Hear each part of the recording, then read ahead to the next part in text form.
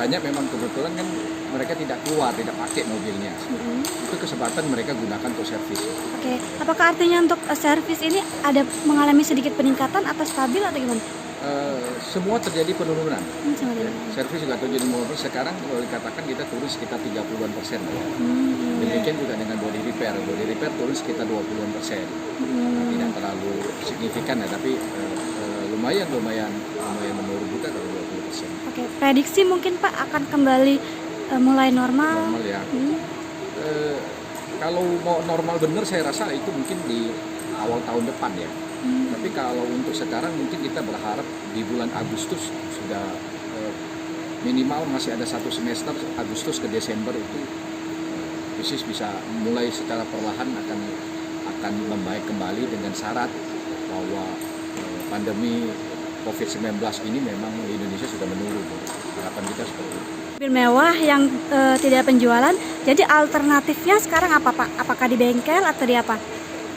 Ya, kalau untuk bengkel masih tetap bisa berjalan, walaupun tidak seperti bulan-bulan sebelumnya. Tapi pencapaian 60-70% masih berjalan. Karena seperti yang saya geluti bengkel servis dan bengkel body repair. Contohnya seperti body repair, itu banyak sekali mobil justru pada saat pandemi sekarang kan mereka banyak tidak keluar ya.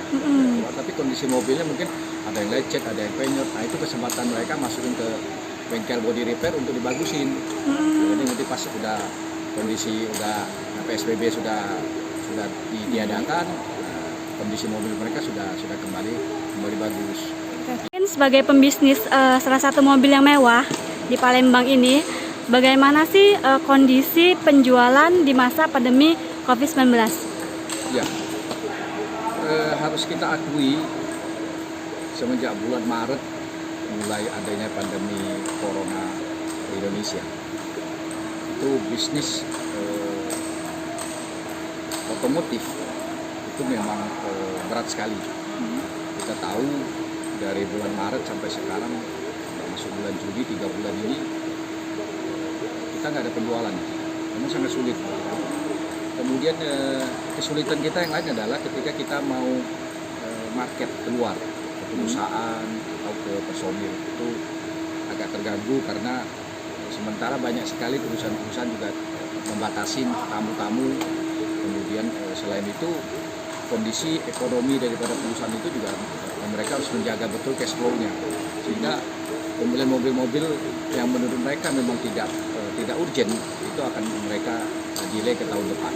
Jadi memang tahun ini untuk bisnis otomotif memang jujur sangat berat sekali.